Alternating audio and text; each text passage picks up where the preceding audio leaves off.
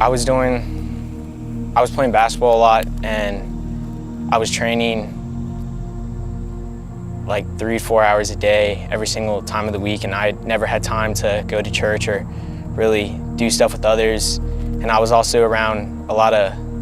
non-Christian people, which were influencing me in a bad way, and that was just a rough time, because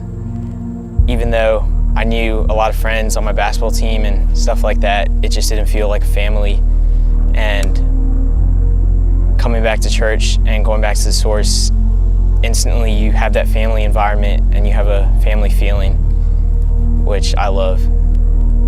So I was living mostly for myself, and I was living for the world, and I wasn't really going to church that often. But then it was last year during about basketball season when I got hurt on my hips, and that allowed me to go into the retreat.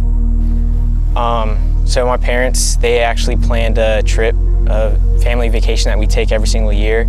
and it was around the same time as the missions trip to Hillcrest. And I kept begging my mom to let me go on the Hillcrest missions trip, because I really felt God calling me to go on this trip, but she already made the plans for the other trip.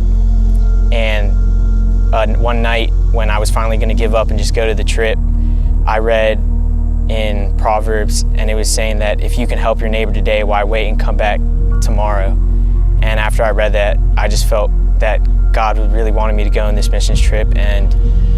it changed my whole mindset and changed plans, and I ended up going on the Hillcrest trip rather than the family trip.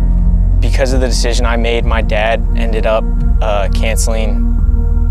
going to the family trip as well. He came with me to the Hillcrest trip because he felt motivated because of my decision and that I was pursuing God rather than a trip. Right now, the plan used to be, to go play sports in college and do big things in that route, but after getting more involved with church and coming back to the source more, I feel called, to do ministry now,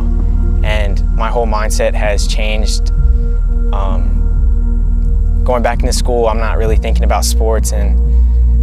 all that other kind of stuff. I'm thinking more of how can I help kids in my school that don't know Jesus and don't have a relationship with Him, and what can I do to better other people's lives, because what God has done in my life is incredible, and I want to be able to share that with others.